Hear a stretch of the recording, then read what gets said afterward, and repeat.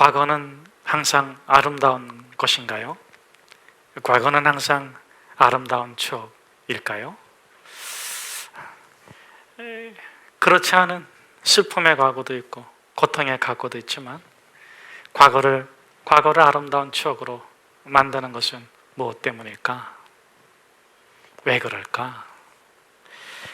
왜 우리는 그때 그 헐벗고 가난했고 콧물 흘렸고 아팠던 시절의 한 토막의 추억을 그렇게 아름답게 그리워하는 것일까요?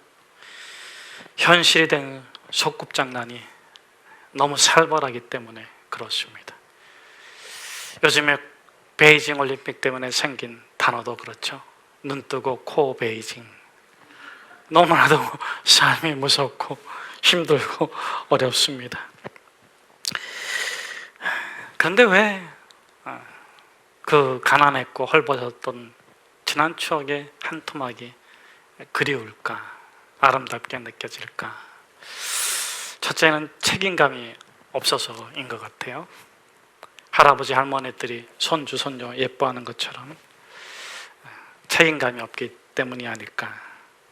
두 번째는 곧 끝날 것을 알기 때문에 진짜 엄마가 밥 먹으러 와 그러면 다 놓고 가야 되니까 그렇게 목숨 걸고 다툴 일이 없는 것 같습니다. 세 번째로는 그 소꿉장난에서는 큰 걸 바라지 않습니다. 줄 수 없는 것을 원하지도 않죠. 그리고 마지막으로는 모래성을 쌓고 파도가 모래성을 허물어가면 다시 쌓는 것처럼 소꿉장난이 아름다운 추억으로 우리에게 다가오는 것은 아마도 다시 언제든지 시작할 수 있기 때문이 아닌가 그렇게 생각되어집니다. 그러나 그것보다 더 중요한 이유가 있다는 것을 우리는 잘 알고 있습니다. 그렇게 아름다운 추억을 동경하면서 우리가 진정 원하는 것은 이상형. 다투는 부부의 아이들도 소꿉장난할 때는 화내는 엄마가 아니라 자상한 엄마, 때리는 아빠가 아니라 보살펴주는 아빠, 그 이상형을 꿈꾸고 있는 것입니다. 가정도 마찬가지죠. 공동체도 마찬가지가 아니겠습니까? 우리가 어느 과거의 한 토막을 동경하고 있다는 것은 원형, 그 이상형을 꿈꾸고 있는 것입니다. 그러기에 그것은 과거가 아니라 미래이고 현재의 간절한 기대와 소원이 아니겠습니까? 오늘 깨어지고 부서져 있는 사회를 보면서도 마찬가지입니다. 우리가 혹 옛적을 그리워하고 있다면 지금의 현실의 흔들리는 이 사회가 진정 건강하고 바른 사회가 되기를 바라는 그런 간절한 원형에 대한 동경 아니겠습니까? 우리가 그렇게 참으로 바라고 원하는 참된 부부, 참된 가정, 참된 공동체, 참된 사회의 그 모습은 그렇게 추억이나 또는 먼 미래의 기대에만 있는 것일까요? 그렇지 않습니다. 오늘 본문에 보면 참된 공동체, 완전한 공동체가 탄생한 것을 우리가 보게 됩니다. 우리는 그것을 이렇게 명명했습니다. 교회. 교회. 그러면 참된 교회의 모습은 어떤 특징을 가지고 있나?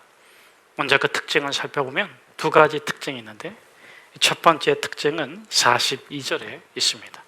우리 한번 42절의 말씀을 같이 한번 함께 읽어보도록 하겠습니다. 그들이 사도의 가르침을 받아 서로 교제하고 떡을 떼며 오로지 기도하기를 힘쓰니라. 여러분, 이들이 간절히 원하는 것은 무엇입니까? 그것은 새로운 세상입니다. 개혁, 변혁. 이전의 삶이 아니라, 이전의 사회가 아니라, 이전의 공동체가 아니라 진정한 공동체, 진정한 사회, 새로운 세상. 어쩌면 그래서 그들은 오순절날 16개국 그 이상의 지역에서 모여들어서 길게는 3달이라는 먼 거리를 걸어서 정말 메시아를 만나기 위해서, 그 메시아 왕국을 이루기 위해서 모여든 것입니다. 여러분들도 현실을 보면서 개혁을 원하고 있지는 않으십니까? 멀리는 사회의 개혁, 국가의 개혁, 세상의 개혁을 원하지만 또 가깝게는 가정에서도, 부부관계에서도 개혁을 원하고 있지 않습니까? 그런데 그 개혁이라는 것이 어떤 것입니까? 깨트리는 것입니까? 찢는 것입니까? 무너뜨리는 것입니까? 꼭 그렇게 무너뜨려야 되겠습니까? 꼭 그렇게 깨부셔야 되겠습니까? 꼭 그렇게 찢어 나눠야만 개혁이 되겠습니까? 어쩌면 세상 사람들은 개혁은 깨트리고 무너뜨리고 변화시키는 거라고 말하고 있습니다. 그러나 성경이 말하는 개혁은 정반대입니다. 성경이 말하는 개혁은 본질로 돌아가는 것입니다. 성경이 말하는 개혁은 원형이 드러나는 것입니다. 성경이 말하는 개혁은 당신의 형상에서 하나님의 형상이 나타나는 것입니다. 그러므로 이 42절에서 새로운 공동체, 참 공동체의 특징을 말해주고 있습니다. 그들은 개혁을 원하지 않았습니다. 여기서의 개혁은 깨트리고 무너뜨리고 뒤바꾸는 그런 개혁을 원하지 않았습니다. 그들이 어디로 돌아가고자 했습니까? 하나님께로 돌아가고 말씀으로 돌아가고 본질로 돌아가고자 했을 때, 그때 참된 공동체가 탄생했다 하는 것입니다. 그들이 한 것은 사도들의 가르침을 받고 교제하고 성만찬을 나누고, 그 다음에 중요하죠, 기도에 힘썼는데 어떻게 힘썼다고요? 전혀, 오로지 전심으로 온 마음과 힘을 다해서 본질로 돌아가고자 했을 때, 그때 그들이 진정 원했던, 그렇게 동경했던 하나님의 나라가 일시적이지만 그곳에 임했습니다. 여러분, 구원자로서 예수님을 제외하고 제일 위대한 구원자가 구약의 모세가 아니겠습니까? 그의 계획은 어떻게 성취되었습니까? 여러분, 그가 40살 때 살인자가 돼가지고 도망갔어요. 노예로, 종살이로, 고역으로 시달리는 자기 민족을 보고, 자기 공동체를 보고, 자기 가족을 보고 견딜 수가 없어서 그가 개혁을 원했지만 살인자밖에 되지 못했습니다. 이것이 세상의 개혁자들이 하는 짓거리가 아니겠습니까? 정권을 갖고 힘을 갖고 세력을 갖고 완장을 차고 나서 하는 것이라고는 무엇입니까? 그러나 그가 진정 개혁했을 때는 어떤 때입니까? 그의 아들의 이름을 이렇게 지었을 때입니다. 모세의 첫 번째 아들의 이름이 뭡니까? 두 번째 아들의 이름은 무엇입니까? 첫 번째 아들을 낳고 나서는 그 아들의 이름을 이렇게 불렀습니다. 게르솜, 이방인, 떠돌이. 여러분의 아들을 보면서 이렇게 불러볼 수 있겠습니까? 슬픈 나무, 고통의 가시, 떠돌이. 만일 그렇게 자기 자녀에게 이름을 지어주는 사람이 있다면 그 사람은 정상적인 사람이 아닐 것입니다.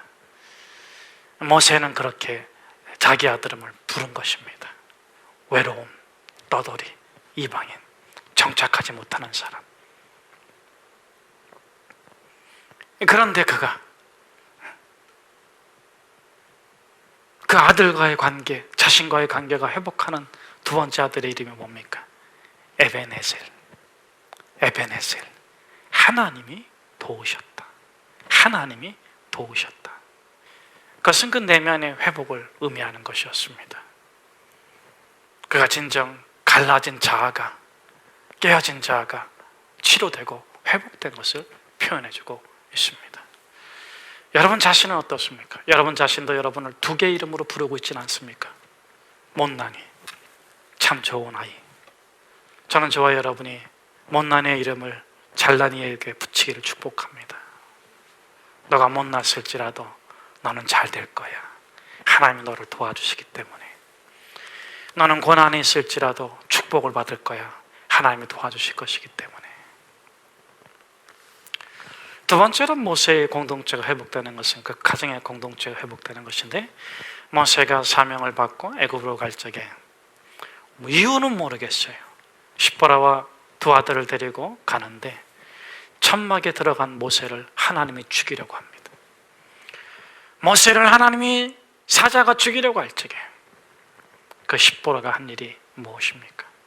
그것은 제3의 길입니다.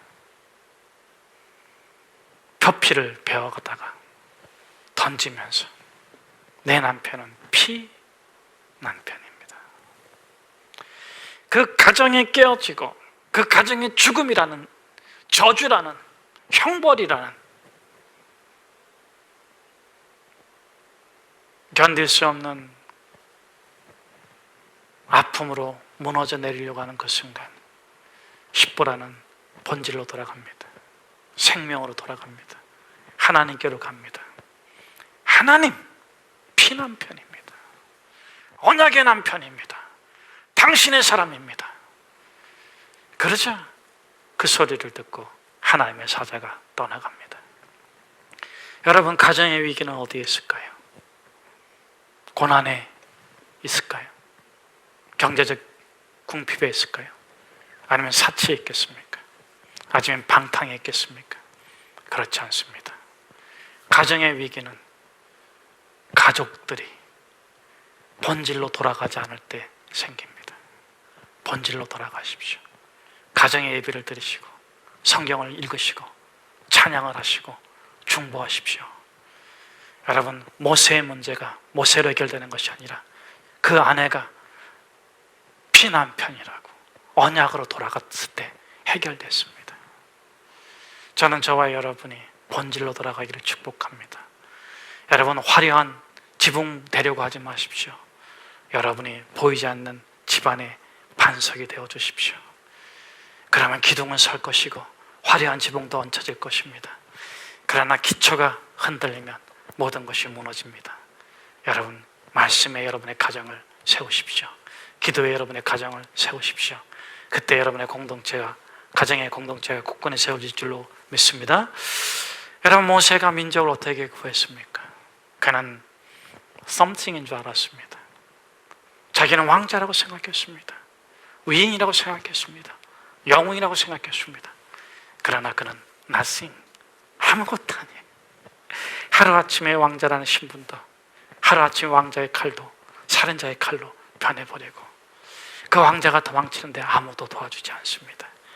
여러분, 인생이 그런 면이 있어요. 그런 그가 어떻게 그가 원했던 민족의 구원자로, 회복자로 다시 돌아옵니까? 어떻게 everything, 모든 것을 가능케 하는 하나님의 사자로 일하게 됩니까? 여러분, 그의 영혼이 하나님을 만났을 때 그 영혼 가운데 꺼지지 않는 불이 탈 적에 그가 민족을 구한 줄로 믿습니다.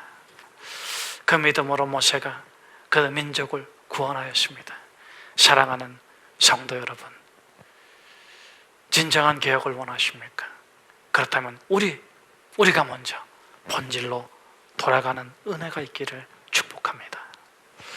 두 번째, 이 공동체의 탄생의 특징을 말해주고 있는데, 우리 43절에서 47절의 말씀을 같이 한번 함께 읽도록 하겠습니다. 사람마다 두려워하는데 사도들로 말미암아 기사와 표적이 많이 나타나니 믿는 사람이 다 함께해서 모든 물건을 서로 통용하고 또 재산과 모든 소유를 팔아 각 사람의 필요를 따라 나눠주며 날마다 마음을 같이하여 성전에 모이기를 힘쓰고 집에서 떡을 떼며 기쁨과 순전한 마음으로 음식을 먹고 하나님을 찬미하며 또 온 백성에게 친송을 받으니 주께서 구원받는 사람을 날마다 더하게 하신지라. 아멘. 두 번째로, 이 참 공동체의 탄생의 특징이 있습니다. 첫째는 본질로 돌아갈 때 탄생했다는 것입니다. 두 번째로는 만들려고 하지 않았다는 것입니다. 계획하지 않았다는 것입니다. 설계하지 않았다는 것입니다. 누군가가 이런 공동체가 진정한 공동체라고 주장하지 않았습니다. 그런데 어느 날 생겼습니다. 여러분, 참 공동체는 인간이 만들 수 있는 공동체가 아닙니다. 죄송하지만 세상에는 완벽한 공동체가 없습니다. 참된 공동체는 하늘의 공동체고 하나님이 선물로 주시는 공동체입니다. 자, 그런데 어느 날이 어떤 날로 됐는데 그럼 어떻게 드러나게 되었는가? 4가지를 했더니 드러난 거예요. 아까도 말씀을 드렸지만 첫째는 진리의 추구, 말씀으로 돌아가는 운동, 말씀을 묵상하는 운동. 근데 중요한 게 있습니다. 가르침을 받아. 이렇게 됐어요. 가르침을 받아. 가르침을 받다는 것이 무엇입니까? 여러분, 왜 바리새인들이 모세의 자리에 앉았다고 예수님께 욕을 먹습니까? 자기가 말씀의 해석자가 되는 거예요. 여러분, 여러분의 삶을 여러분이 해석하십시오. 여러분의 모든 걸 여러분이 다 해석하십시오. 그러나 여러분, 하나님 앞에 서 있는 시간만큼은 여러분이 해석하지 마십시오. 하나님 여러분을 해석하게 열어주세요.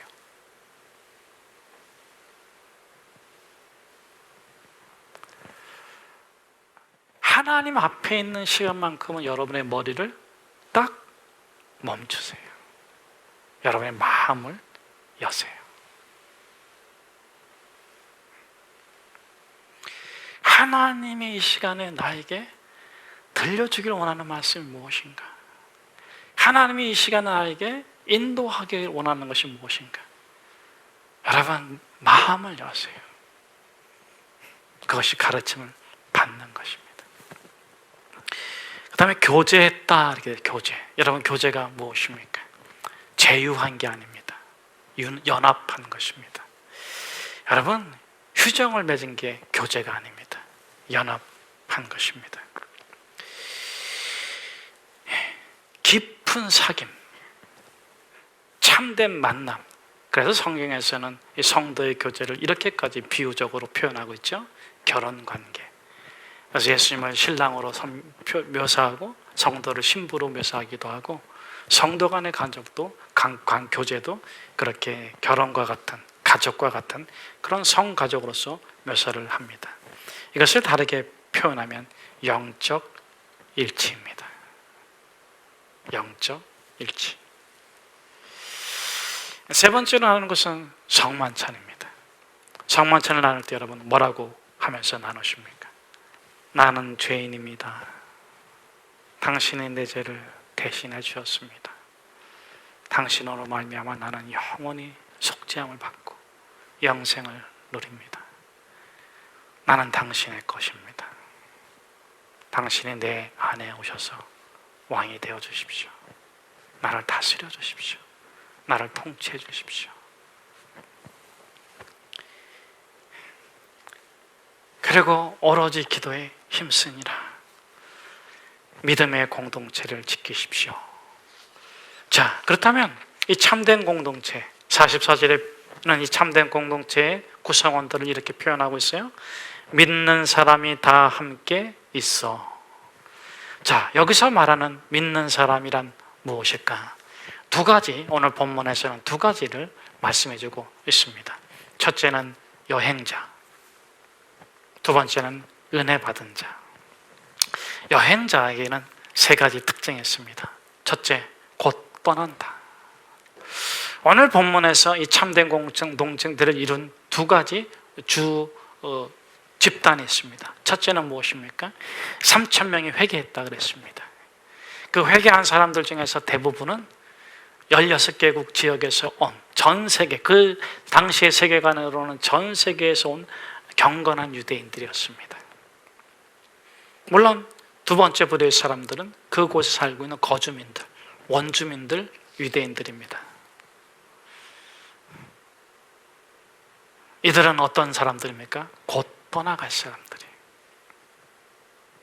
거주자들은 어떤 사람들입니까? 비록 자기들이 본래 집으로 돌아가지는 않지만 예수의 죽으심과 부활을 경험하면서 이 땅의 삶에서 영원한 본향으로 곧 떠날 것을 안 거예요. 여러분, 그 전에 유대인들이 원했던 메시아 왕국은 어떤 왕국이에요? 지상의 메시아 왕국. 혹 여러분들 가운데서도 이 현세에서 메시아 왕국이 이루어지기를 바라는 분들 계십니까?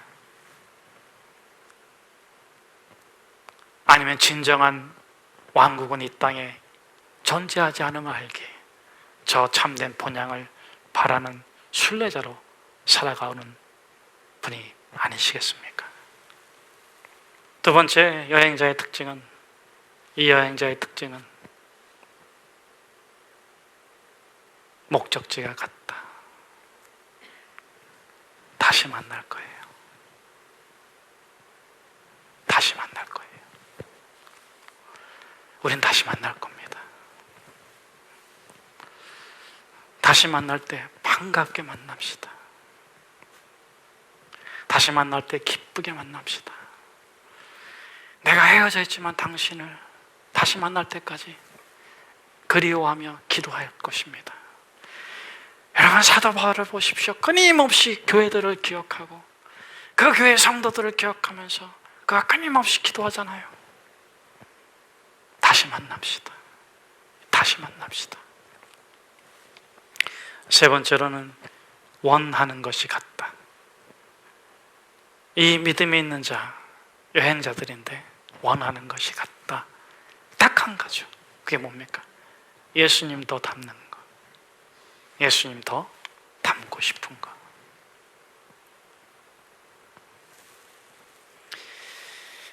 그래서 이 여행자의 공동체, 믿음이 있는 자의 공동체는 움직이는 공동체예요. 그것이 교회입니다. 두 번째로 참된 공동체의 특징은 뭡니까? 은혜 받은 자들이라는 거예요. 믿는 자들이 다 함께해서. 여기서 믿는 자는 은혜 받은 자예요. 어떤 사람들이 은혜 받았습니까? 율법을 모르는 사람도 은혜 받았지만 특별히 오늘 본문에 나와 있는 대다수의 사람들은 율법에 익숙한 자들이에요. 스스로 자신을 율법적으로 구원하려고 했던 사람들이 복음을 듣고 예수로 말미암은 구원을 얻게 된 것입니다. 이것을 은혜라고 말합니다. 그래서 이 참된 공동체가 하는 나눔은 두 가지예요.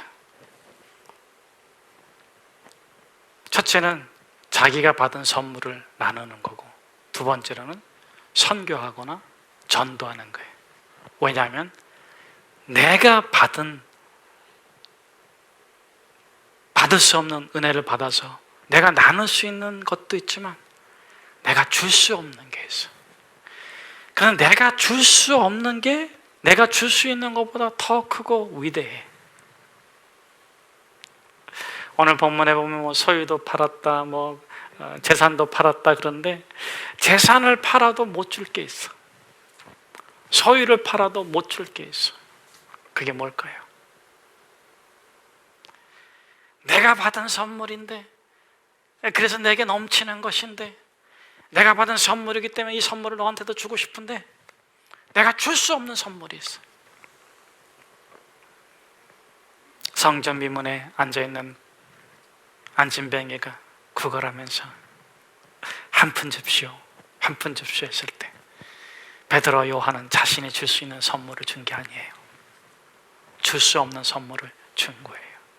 자기가 줄 수 있는 것보다 더 위대하고 영원한 그 선물을 준 거예요. 그게 전도예요. 그게 선교예요.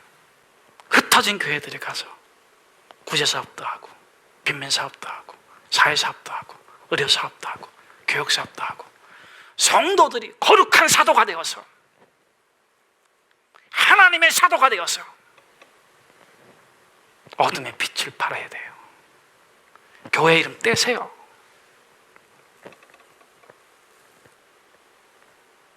은과 금은 내게 없거니와 내게 있는 것으로 너에게 주노니 나사렛 예수의 이름으로 일어나 걸으라. 당신의 영혼이 예수 믿고 구원받기를 간절히 축복합니다.